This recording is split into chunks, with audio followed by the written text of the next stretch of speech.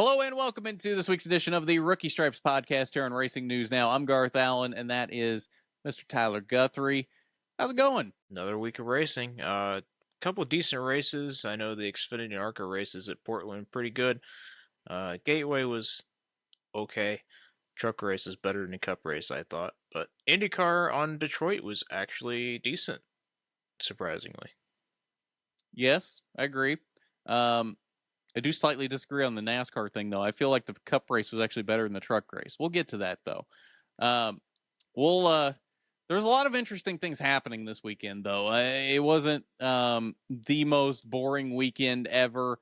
We had a lot of racing in a lot of different places. And I guess let's start with IndyCar, because I think that's probably the biggest topic of the weekend is they're back in Detroit, but not on the same circuit that they were before. They're not on Belle Isle, but they're in the streets of downtown Detroit, which was interesting because with some camera angles, it looked like those streets were not race ready. Like there was literal like waves in that one straightaway where you could literally just see the cars bouncing up and down through the waves. And it didn't really look like a racetrack. Yeah, that's kind of how Belle Isle was. Belle Isle was a little bit better, but it definitely had some bumpy straights and braking zones.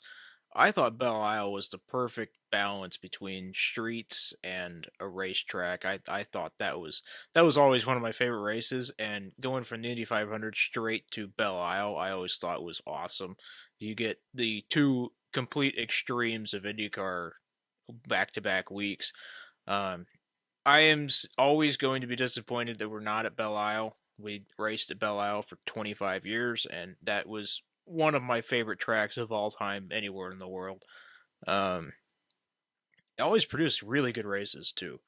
I understand why they moved it back to downtown Detroit. Why did they move it? The contract went up with Belle Isle, and Belle Isle being an island, they had to ship the cars off to the island, and they didn't like dealing with the logistics of that anymore. Plus, with actual Detroit having Chevy and Penske and all that right downtown, they just moved it right in front of the Chevy headquarters. Yeah, Belle Isle was a great track. Always produced good racing, even though it was tight and twisty. After looking at the track map for what they came up with in Detroit, I thought this was going to be a completely miserable race. Practice kind of indicated that also. That was awful. Qualifying was not awesome either. The race is actually pretty good. You had some guys that started in the back and they were able to make their way forward. Some guys at the front kind of fell back, like Simon Pagenaud. It wasn't bad. There's only 2 or 3 actual passing zones on this track, but because of the size and relative speed of the Indy cars, they could make some stuff work. The 4-lane, unless you're Pato Award, he and Grosjean both. Every time they have a top 10 car, they just stuff it in the wall trying to get in the top 5, and that's not how you're going to win championships. That's how Alex Palou and Scott Dixon have won their championships. You just got to be smarter than that sometimes. I get it. Like, if my car is in the top 10, I'd want it to be higher too, but that's just not how it works sometimes. But yeah, the track was okay. It's a whole bunch of 90-degree corners, which if you just look at a map of it, it's like, oh, great. Like, awesome. Yeah. But they had like the 4-lane pit lane. That was weird. That wasn't as much of a talking point as I thought it was going to be, because I thought for sure they were going to have a yellow flag and everybody's going to wad it up coming out of pit lane. Which never happened, surprisingly. Everything I was worried about with this race didn't really happen. Pretty decent race. Fairly good racing the whole way through the pack. Not as many crashes as I thought it was going to be, and nothing catastrophic happened. So, decent race, I guess. Well, it depends on your definition of catastrophic. The Pato incident was very interesting. It looked basically like he tried to do exactly what he did to Dixon at, was it Long Beach? Mm-hmm. Basically tried to do the exact same thing he did to Dixon, except Santino backed out of it in this case, unlike Dixon, who stayed in it and didn't realize Pato was there until too late. Ferrucci realized he was there, backed out of it, and Pato, because he couldn't use Ferrucci's car as kind of an ARCA brake, just went head on into the wall. So I like Pato, and I like him a lot more after watching 100 Days to Indy, but I felt like he kind of deserved that, and he needed to learn not to do that anymore. Yeah, I see where you're coming from on that. Ferrucci definitely did the smart thing and backed out, Mm-hmm. but I think that was more of a case of panic on a first time track. Um, there was no way he was going to make that corner, whether he used Ferrucci's four tires also or not.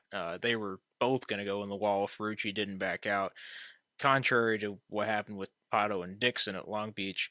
Um, Pato was going to make the corner, but he kind of just bumped Dixon out of the way there. Here, not even close. He was going straight at the wall no matter what.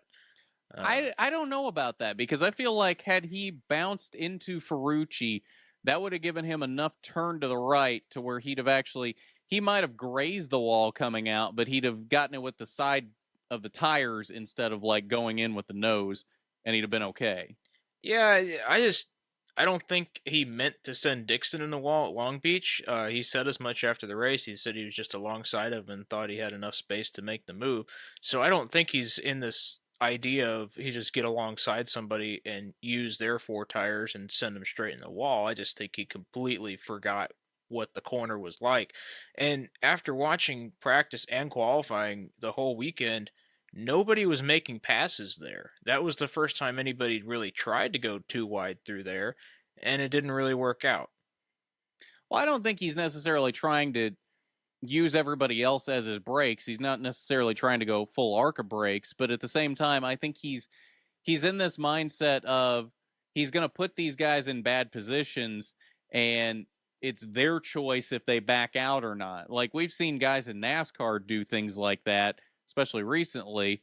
It's more of a mindset thing of I'm going to make this move, you back out, or you're the one that's going to have an issue, not me. And in this case, he misjudged it and made himself have an issue. But I think it's more of a respect kind of thing. He's not really showing these guys the respect that he needs to in certain situations.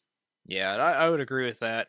Pato is very opportunistic at times. Yeah. Um, we've seen this a couple times. Long Beach, he did it twice. Did it at Indy on Ericsson. Even though I think Ericsson kind of blocked him all the way down the back straight and kind of deserved it. But yeah, and then with this one, it's just kind of you can't do that. Yeah. You got to be smarter than that, especially if you're in the championship fight. Now he's 50 odd points back from Pillow. Grosjean did the same thing. He keeps just stuffing it in the wall in random places.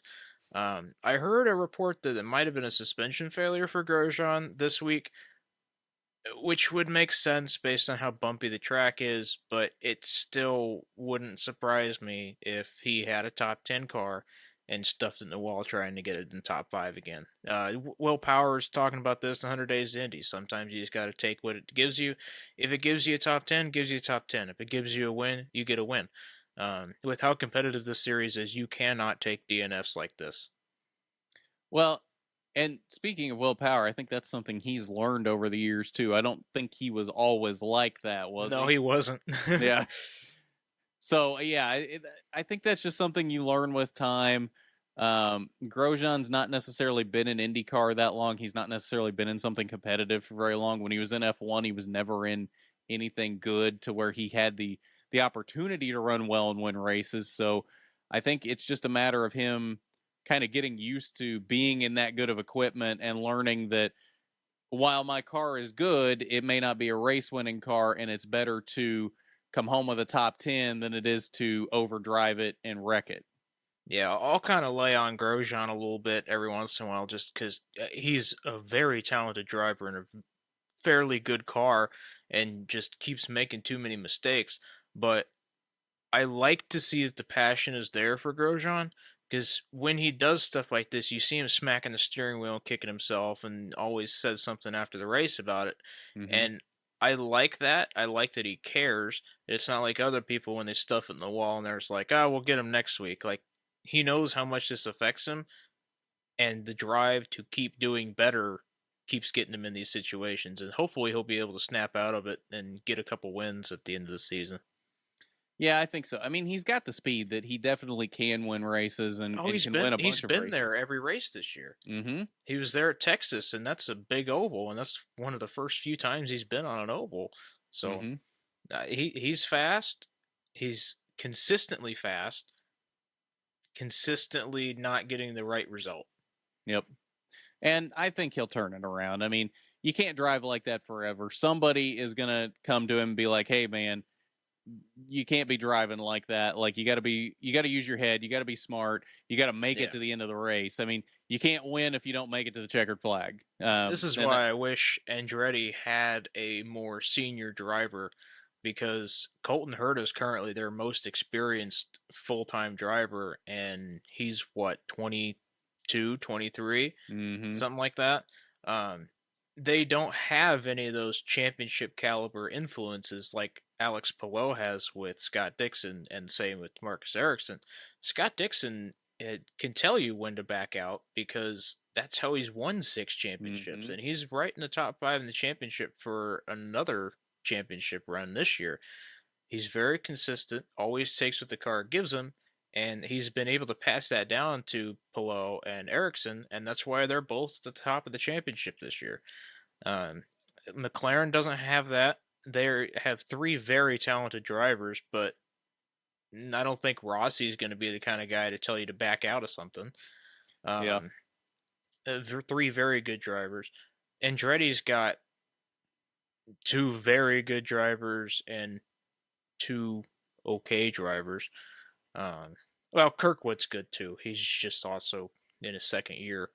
And keeps getting like on the short end of the stick the past couple weeks. Detroit got run over by Callum Ilott, and Indy got smacked in the behind by Felix Rosenquist. But yeah, there's just no real authority figures in these teams to be able to coach them through it unless they're listening to their crew chiefs. But other than that, they're very fast, all of them. Well, I mean, you mentioned full-time drivers at Andretti, but I mean, Marco is still in the fold there. Would you trust Marco to be senior leadership enough to be able to tell him what to do, even with as kind of unsuccessful as Marco has been?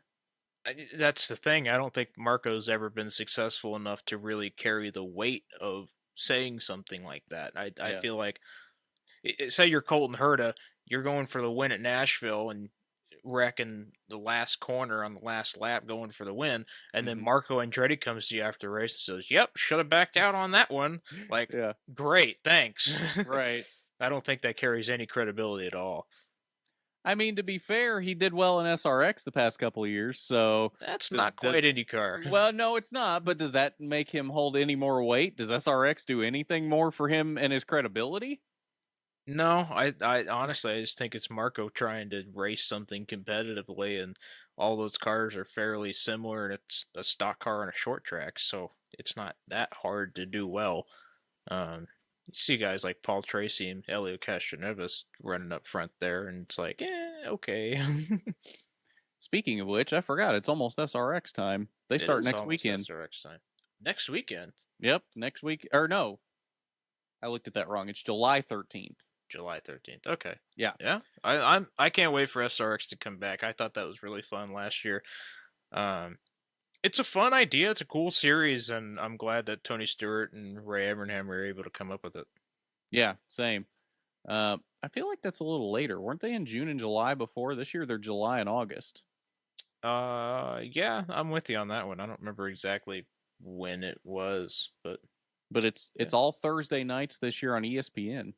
Thursday nights. Yep. I thought it was Bring Saturday back the night. Thursday Night Thunder. Was it Saturday night last year? I think it was. I think it's been Saturday night the first couple of years. I think they intentionally made it Thursdays this year because they wanted it to be like Thursday Night Thunder on ESPN. Yeah, Thursday night stuff's fun. Mm-hmm. I've always liked Thursday night NFL games. It's something different. You can't pack that much racing into a Saturday and Sunday weekend. Right. Well, and I think they wanted to not compete so much with NASCAR and IndyCar and all these others and make it a little easier for some of these guys to come race with them too. Yeah. Because where was I listening to Tony Stewart recently? He might have been on the Dale Jr. Download talking about how um, they were actively trying not to compete with NASCAR. Like NASCAR, I guess, felt very threatened by them in the beginning. Oh, yeah, I remember him talking about that. Yeah. And he was talking about how he's been trying to show NASCAR that they're not trying to compete with them. They want to like coexist alongside them. Um, and they want NASCAR drivers and IndyCar drivers and everybody else to come race with them because he wants it to be like basically the modern day IROC.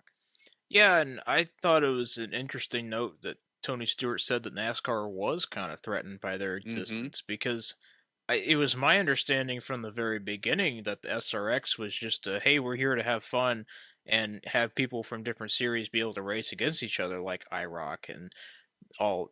Like IROC was fun. You get people from all over racing people from everywhere else, and I always thought that that was just assumed that's what the existence of SRX was, and to see NASCAR kind of freak out about that tells me more than it probably should about NASCAR's situation right now. Well, I don't think NASCAR's going anywhere, and I don't think SRX is ever going to be as popular as NASCAR. So I'm not really sure what the problem was there. I think what NASCAR was worried about, especially the first couple weeks when SRX started, there was a lot of excitement around SRX for the fact that um, it was actually good racing, whereas NASCAR, a lot of weeks at that point, was not good racing because that was the end of the Gen 6 era. So it was refreshing to see stock cars being able to run well with big name drivers in them. And I think that's what NASCAR was worried about was if SRX was going to be that good and fans were going to enjoy their product more than NASCAR, they were worried that they were going to lose a lot of their fan base to SRX. Yeah, I see the point, but I don't really see a 2 month deal having a giant effect on NASCAR. Who says it's always going to be 2 months though? I mean, Tony and who's Stewart talked about this. They're not trying to expand it that much because they have such a small crew, and this mm-hmm. is just kind of they're having fun with it, and this is what they want to do. And I really don't think they will expand it that much. Money talks. If there's sponsorship money to be had, and the sponsors say, "Hey, we want you to run more races and more drivers," they might do it. I don't know. I think they like it being small and being what it is, but yeah, maybe Tony Stewart will get rid of some of his other endeavors and focus more on SRX. I would hate to see it go under different leadership, but I don't know. He seems to just be taking on endeavors at this point, not really shedding anything. Although yeah, some of his endeavors that he's been involved in seem to be lacking because of that. Like Stuart Haas Racing has not been very good recently. So no. I don't know if that's because he's been less involved or if it's just coincidence, but I don't know. That team has been on quite the slide.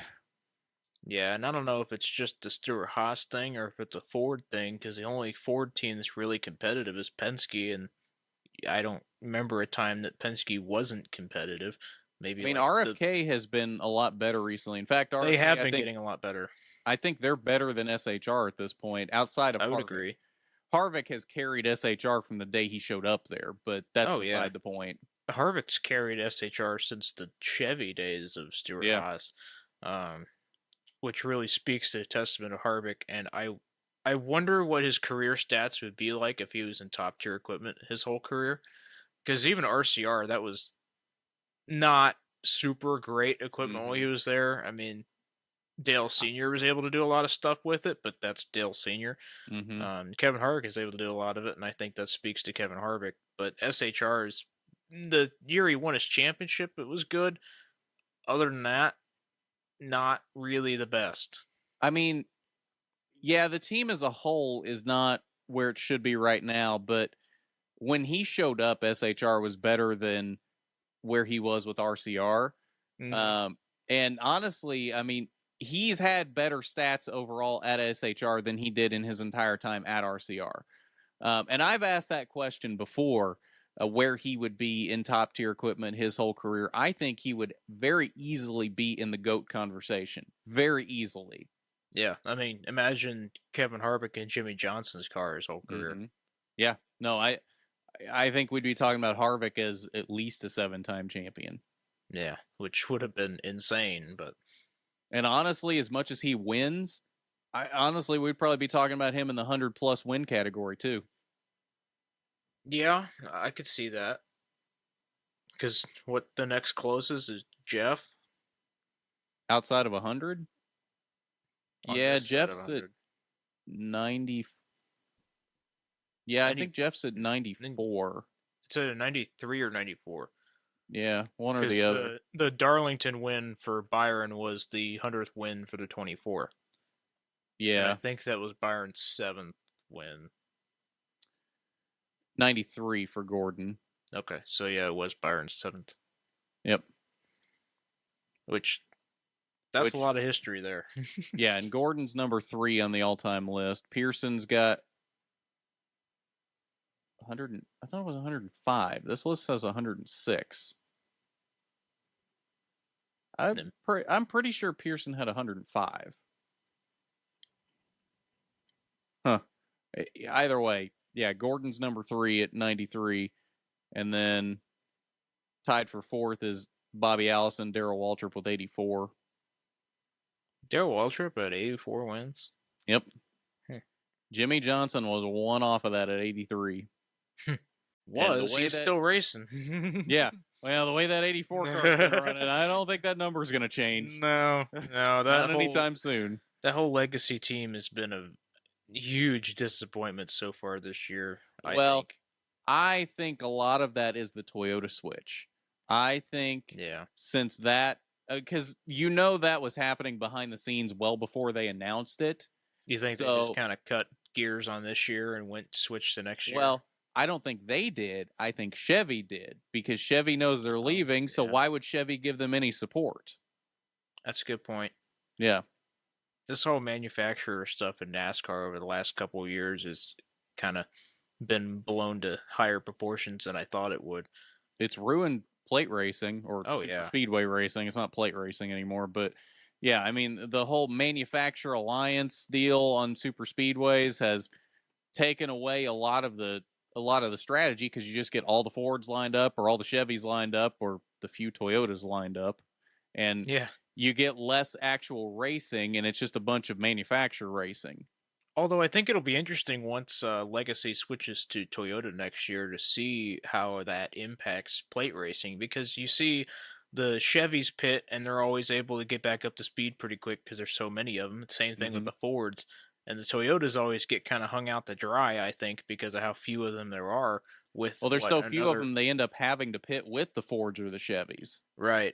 With another, 3 Toyotas next year from Legacy or at the 500 at least. 2 full-time, yeah. I don't know how much Jimmy will be running, but yeah. He'll definitely run the Daytona 500.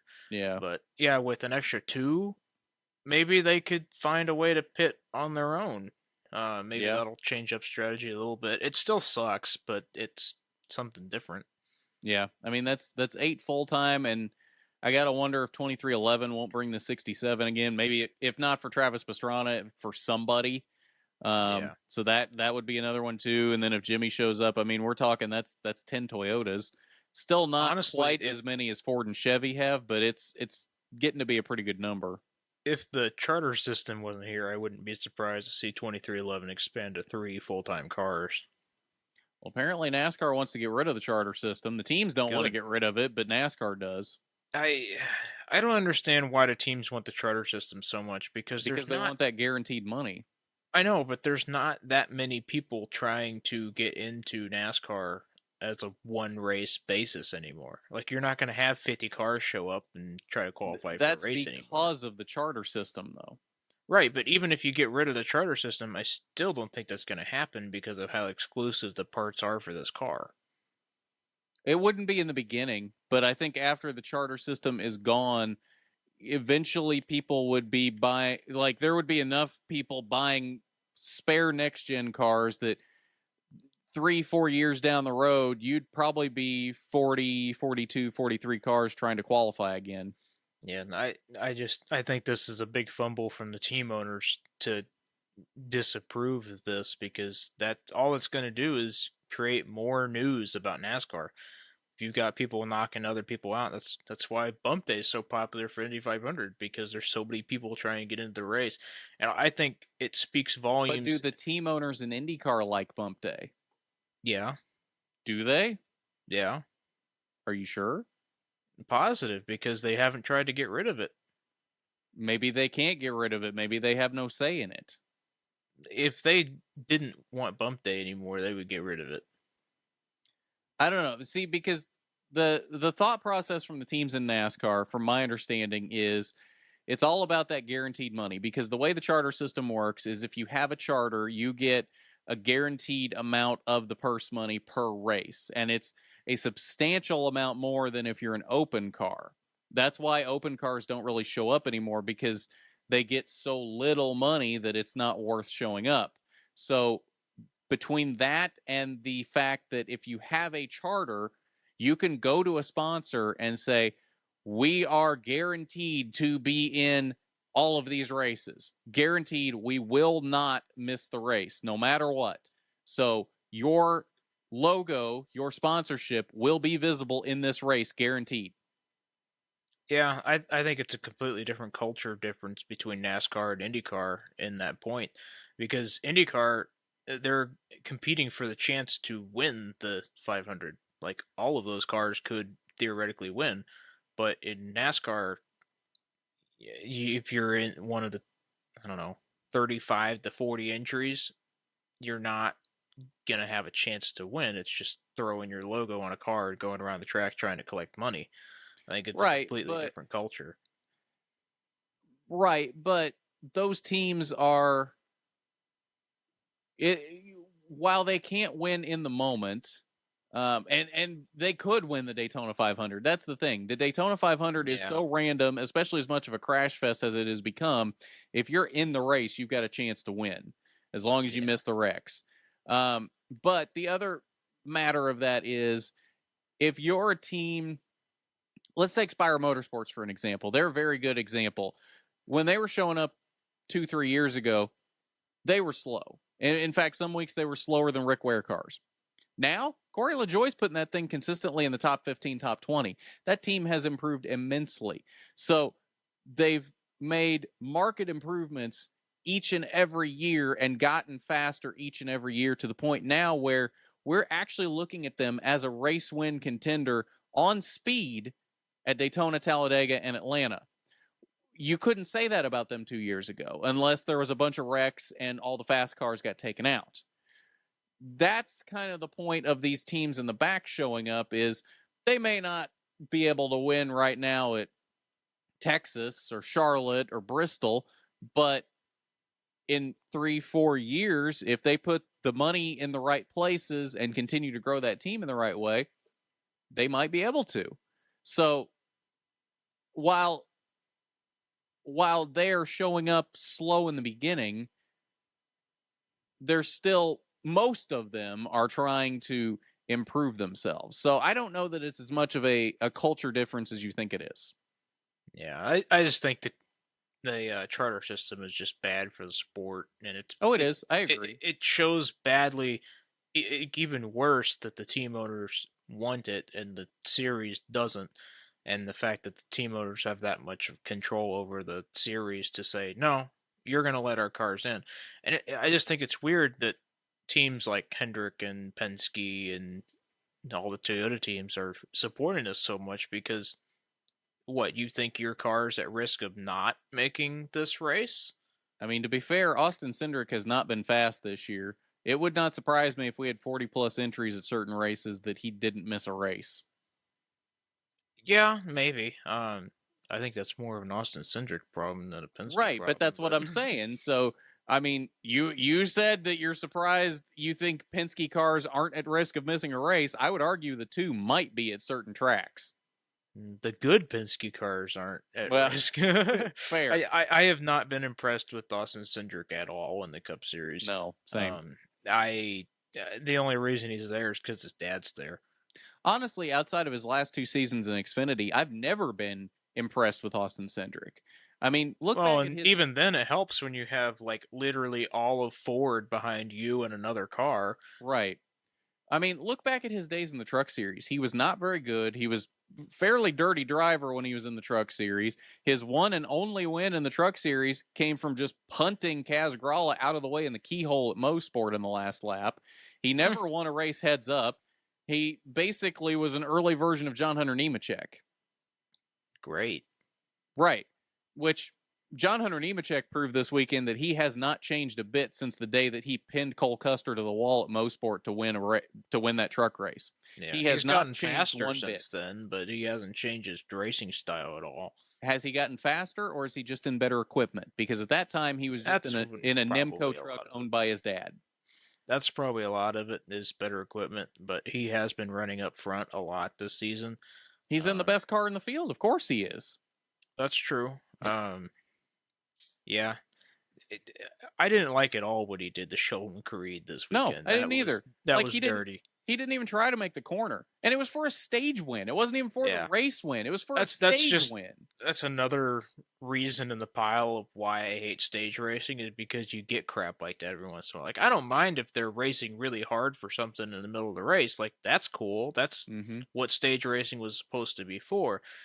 But when you have a guy taking out a faster car on the last lap of a stage one no less, like why? Right. Because that's just how he drives. Like, sure, he's won a bunch of races at this point, but I'd argue that's more on the equipment than him. But he's not changed a bit since the day Cole Custer tackled him on the front stretch at Mosport. Has not changed. That was funny. Yeah, has not changed a bit since that day. And I don't think he even realizes that what he's doing is dirty and not acceptable. Like, he is so far different from his dad. Like, Joe Nemechek would have never driven like this. No, Joe Nemechek never took anybody out. Right. And so I don't understand how John Hunter became like this. Like, the only explanation I can come up with is nepotism. Nepotism is a hell of a drug. And the fact that he has his dad's name and he's been able to be successful in NASCAR and get rides because of his name of Nemechek, it gives him this mindset that he can drive however he wants to drive. Yeah, and we know now, especially with what's going on in the Cup Series so far this year, you can't drive however you want to drive. Nope. Somebody's going to get butthurt about it, and you're going to be out of a ride at some point. But yeah, that's a good point. Joe Nemechek never would have raced anybody like that, no. and then John Hunter just comes over here and whacks the crap out of everybody. I guess I hadn't really thought of that before, but yeah, John Hunter's not been one of my favorites to watch in the Xfinity this year. He's been fast, but that is a really quick car. I think if you put pretty much anybody else in the Xfinity Series in that car, it'd be doing about the same. But yeah, Portland was weird this weekend for Xfinity and ARCA because you get like a couple laps of good racing and then somebody just spins somebody for no good reason. And I thought it was I thought it was funny. The ARCA restarts, they didn't even use the first chicane because I assumed that they thought what I thought when ARCA went to Portland, that would just be a complete wreck fest every single restart. That's what it has been in the past, and that's exactly why they did it. I just think it's hilarious that the drivers just wreck so much there that they're like, yeah, we're not even going to use that corner. Jake Drew got his first win stolen from him in 2021 because he got forced through the chicane. Well, I don't remember exactly how that went, but he missed the chicane somehow, not of his doing, and kept going because it wasn't of his doing, so he didn't think he needed to serve a penalty. Crossed the line first, and they took the win away from him because he had missed the chicane on a restart. Okay, this is a problem I have with any road course track that has large amounts of concrete runoff. Stop it. Put some gravel, put some grass, quit with this just concrete jungle of runoff. You've seen this in every F1 track. You're starting to see it in IndyCar every once in a while. Now you're starting to see it in NASCAR, where it's like you can completely miss the corner and just go straight like you're playing it on Xbox. You should not be able to do that. There should be a penalty for going off the track, and it shouldn't be a driver serve penalty. It should be a penalty of the course. Even golf has this. See, the argument against that, though, is that if you put gravel or grass or whatever down in these places, then if you make one mistake, your day is pretty much over. Whereas Okay. if you make a little mistake now, you can recover from it. Okay.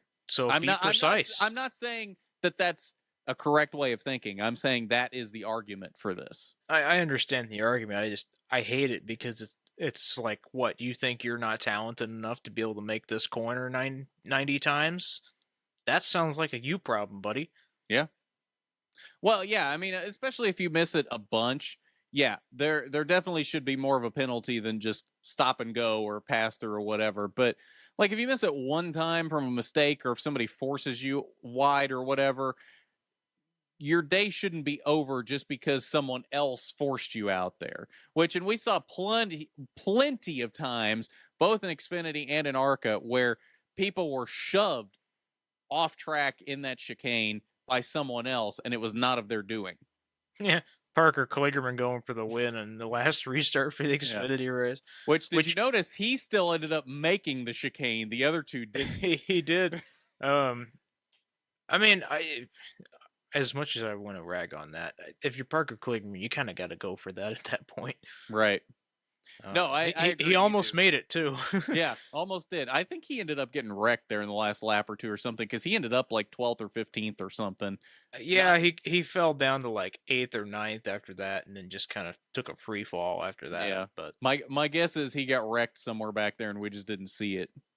Yeah, because the Fox coverage has been so awesome for NASCAR this season. You know what's interesting is they actually seem to be trying to listen on the Cup broadcasts. Everything else is still terrible. Yeah, the Cup broadcast I thought was better, but the trucks was awful. Xfinity was not great. Like, so I've never been excited for the NBC section of NASCAR. Right? They've been trying to fix some of the complaints in the Cup broadcast. Like they've been showing more battles back in the pack and not necessarily focusing on the leader when there's nothing happening with the leader. They've been doing that better, but they've also not really cleaned up how lackadaisical the booth is and Clint just being silly and goofy and not really adding anything. Although I still think it's funny that when Clint was like, "Oh, let's stay on this onboard," and they changed cameras, he just like threw a pin in the background. I thought that was hilarious. Yeah, but yeah, the truck broadcast this week was miserable. I thought because there were 3 or 4 different times that somebody wrecked and the caution came out, and for like 10 seconds, you're like, "Why are we under caution?" Right. And then they show a car completely destroyed in the inside wall, and you're like, "Oh, okay, that would do it." Yeah. Right. Yep. And like the commentators didn't even know what was happening. It's like, "Oh, we're under caution," and then they switch to a car that doesn't even have an engine in it anymore, and they're like, "Oh, well, that's why." Like I'll give the commentators credit because one of two things was probably happening there. One, they weren't at the track, which is a possibility. They don't like to put the truck broad commentators at the track a lot of times. They're a lot of times in the booth in Charlotte. I don't know if that was the case this week or not. Given that it was Jamie Little, she might have actually been there since she was on pit road on Sunday for the Cup race. Wow. But the other possibility could have been they tell the broadcasters, watch the monitor and don't look out the window. You only need to see what's on the monitor because we don't want you talking about things that aren't on the screen. That way the viewer doesn't get confused. That's a normal thing.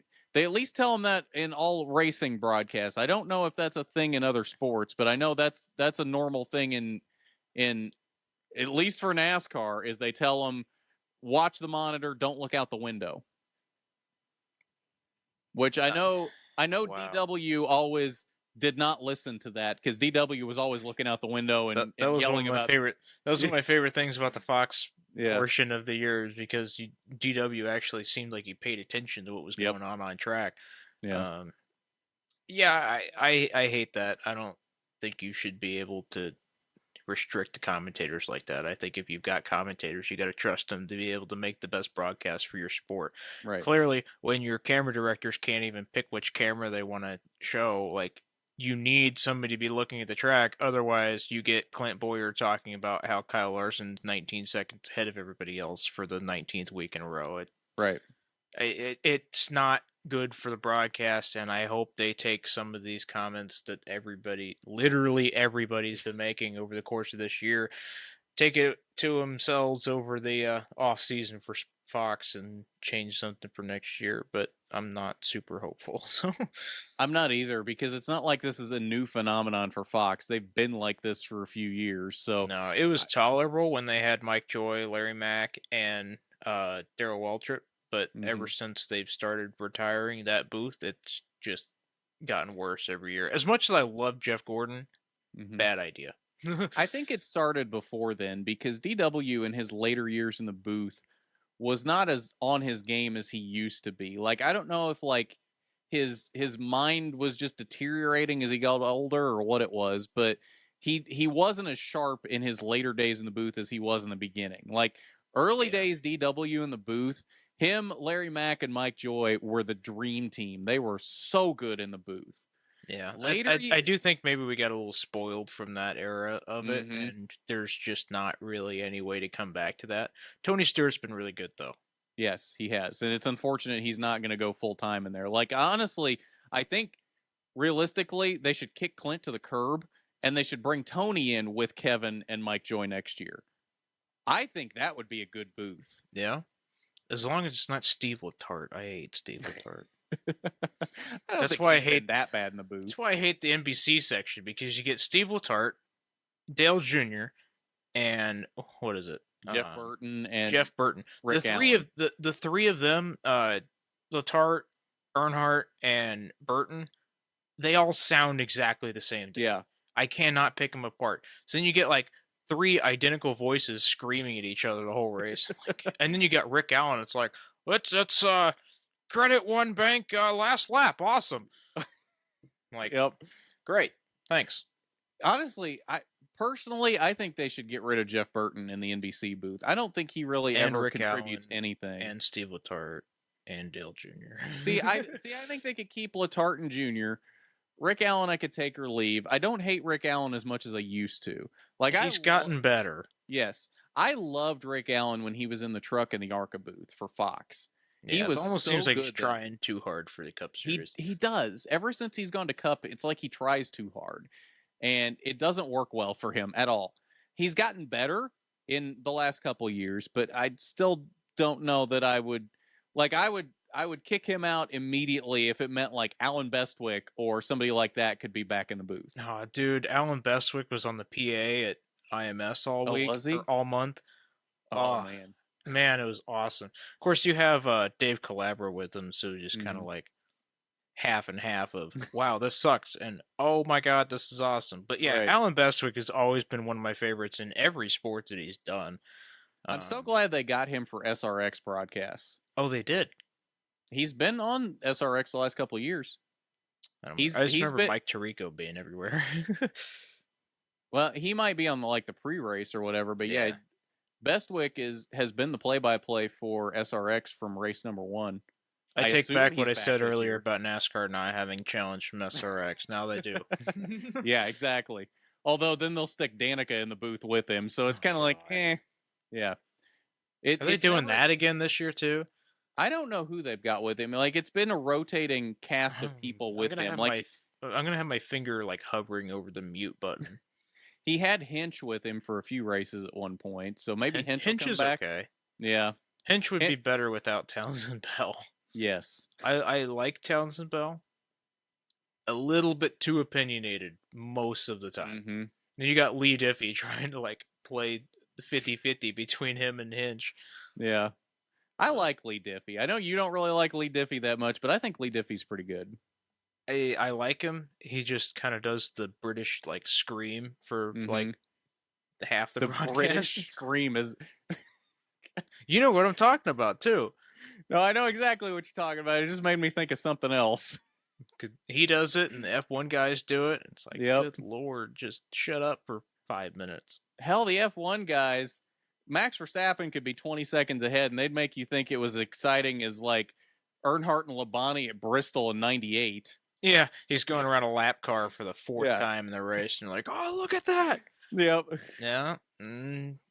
Okay. Yep. Oh, we haven't even talked about the Cup race yet, though. I mean, there was things to talk about in the Cup race. What, Namely, like brake failures? yeah, many brake failures. There had to be 4 or 5 brake failures. It was kind of ridiculous. Which apparently they said that was because they were using the brakes so much in the corners like it was a short track, but then the straightaways were longer than a short track, so the heat cycle that you would get in the brakes was too much for them, and it was making them fail. I thought it was interesting that the failures were just like explosions. Yeah, right. I haven't seen that in a while. No. Because you get breaks like they'll just fade and go out and they just go flying in the wall. But I don't remember the last time we've seen that many brake rotors just explode. Mm-hmm.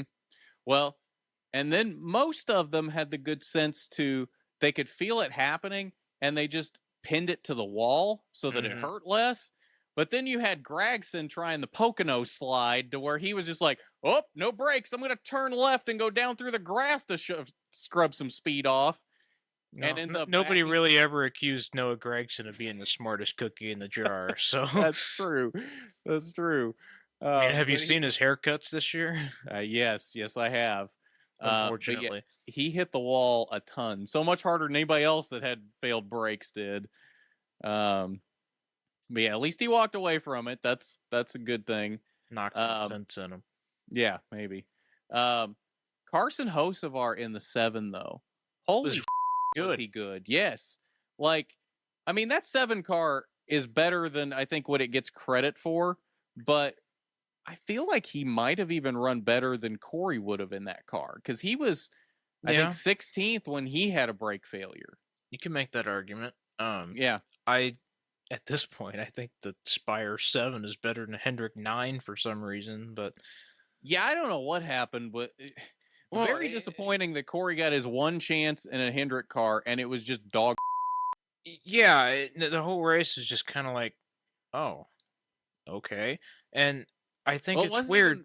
It wasn't even the whole race. Like, they unloaded with that car extremely slow from like day one of practice. Like, that car was never good. And at risk of just sounding like I'm trying to cover my ass for picking Corey to win the race, like, I don't even think that was just Corey. Like, that 9 car's been bad for the past year and a half. Is it an Allan Gustafson problem?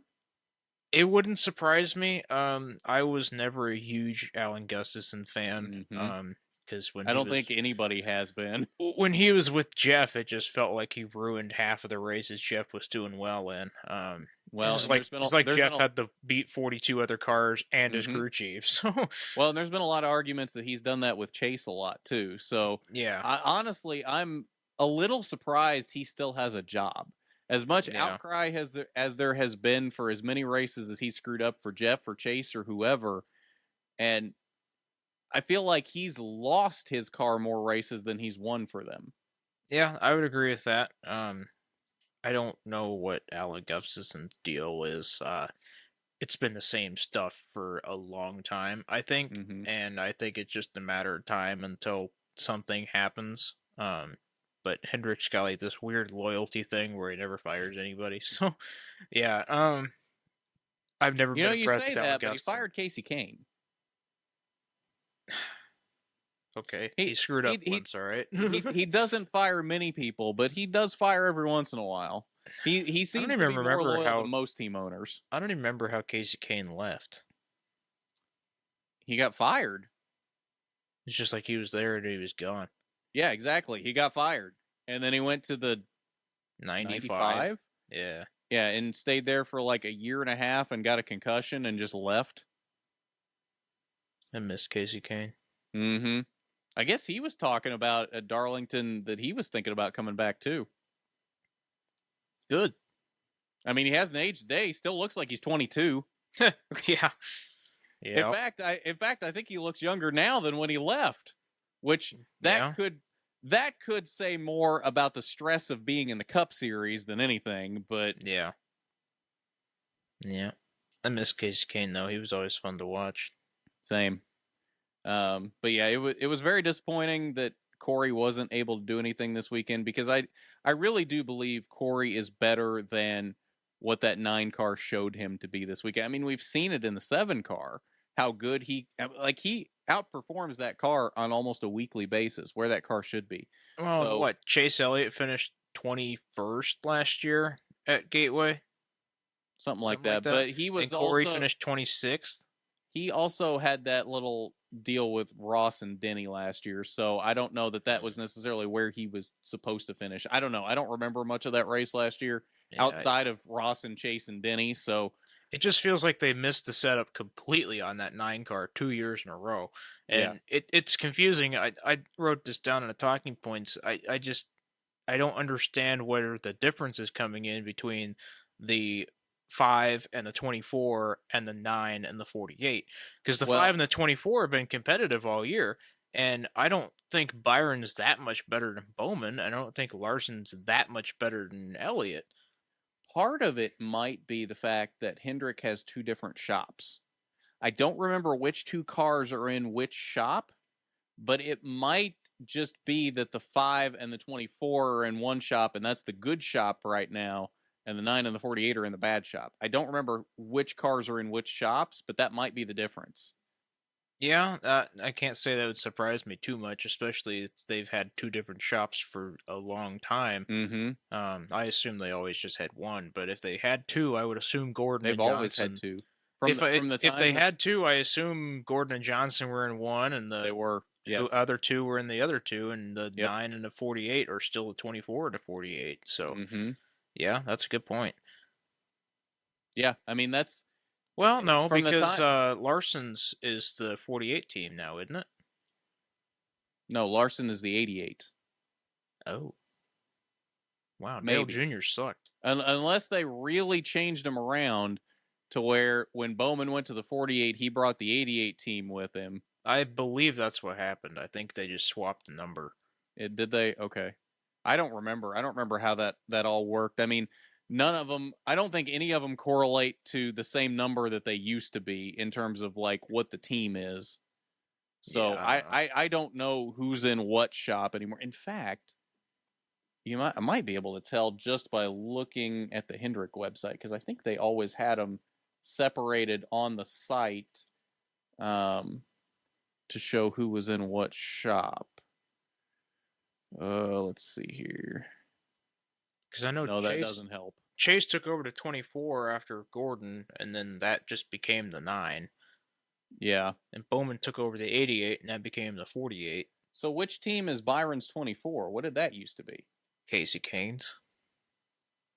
Oh. Well, Casey Kane's 5 team was terrible. Yeah. They might have just replaced everybody on that crew, to be honest. Yeah. But Kyle Larson's got the 48 team, I think. But yeah, that very well could be the explanation as to which 2 cars are in the good shop and which 2 cars are in the bad shop.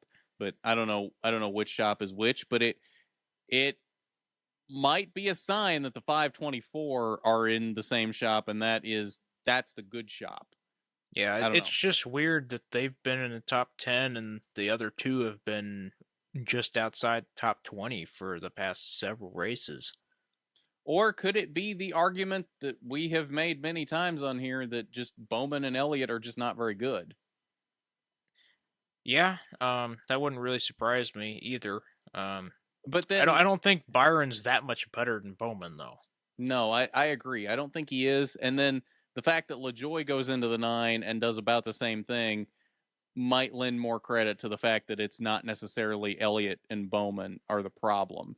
Because that's what we know LaJoie's good. That's what my initial reaction to it was, well, maybe Chase just is having an off year kind of thing, and then Corey jumped into that car who's been doing better in a worse car Mm-hmm. and did about the same as what Chase has been doing. So that was my first inclination that that might be what's going on. But Yeah. yeah, I don't know. Hendrick might want to get to the bottom of that one. Yeah. All right. So I think we need to move on to predictions because both of us need to be getting to work soon. um. All right. Heading into this weekend, we've got 3 races all at Sonoma. No IndyCar, no F1. We've just got Cup, Xfinity, and ARCA West at Sonoma. And then ARCA will be on Friday. Is the 9th Friday? Yeah. Yes, Friday, 6:30 p.m. Eastern on Flow Racing since it's a West race.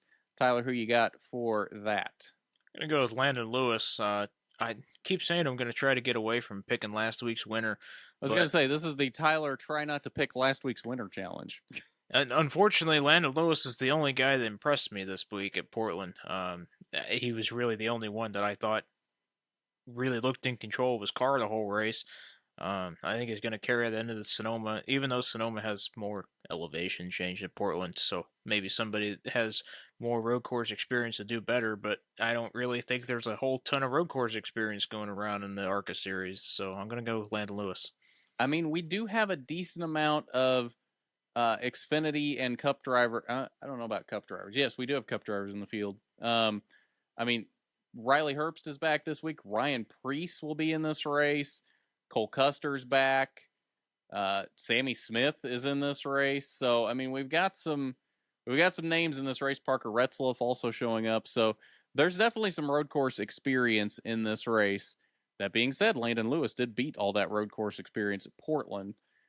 Although, after he won in the Xfinity race at Portland and almost won the ARCA West race in Portland, I think Cole Custer comes back and wins this race this week in that 55 car for High Point. He was super, super strong in the ARCA race and very strong in the Xfinity race too. I think might have actually had the best car in the Xfinity race, just track position and missing the chicane once did him in a little bit. So I think Cole Custer is going to come back and win the ARCA race this week. All right. Xfinity then will be Saturday, also from Sonoma, 8 p.m. Eastern on FS1. Wow. Tyler, who you got? Right? It's a weird start time, but I'm going to go with Kyle Larson. That 17 car has been very good every time Kyle Larson stepped in it. Sonoma seems to be a track that Kyle Larson really likes. He's been very good in the Cup Series there, and I think he's going to be able to pull it out. All right, fair enough. I'm going to go with another Cup Series driver, though. I think Ty Gibbs picks up this win. He has been extremely good on road courses in his career in Xfinity. In fact, won his first career start in the Xfinity Series on the Daytona road course. So I think Ty Gibbs comes out and wins this race. Had the fastest car last time he showed up in Xfinity at Charlotte. I think he goes out and wins this race in the Xfinity Series. All right, moving on to the Cup Series, 3:30 p.m. on Sunday on Big Fox, the final race for Fox of 2023. Tyler, who you got? I'm going to go with Kevin Harvick. I know you kind of raised an eyebrow at this when you read it earlier, but I did. Sonoma seems to be one of those tracks that Harvick and Stewart Haas just kind of click with every once in a while. Tony Stewart got his last win here when SHR wasn't super competitive when they were still running Chevys. I think this will be a weekend that Kevin Harvick surprises us. Okay, fair enough. I mean, I don't necessarily think that's a terrible pick, but I don't necessarily remember Harvick ever being super good at this track either. So he may surprise me. I, though, feel like I'm going for the very low-hanging fruit here with the road course ace in the field, Mr. AJ Allmendinger. I think he finally picks up his first win of 2023, locks himself into the playoffs, and puts Colleague into the Cup playoffs for the first time. So, oh, yeah. They are full-time this year. Yep. So I think AJ Allmendinger wins and locks himself into the playoffs. The Dinga. The Dinger.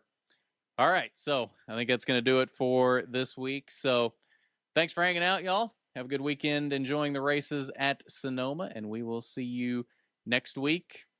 Hopefully, same time, same place. Although Tyler's work schedule may not work out for that next week, so Nope. we'll see. We'll see what we can do next week. So, at that, I'm Garth. That's Tyler, and this is the Rookie Stripes podcast on Racing News Now.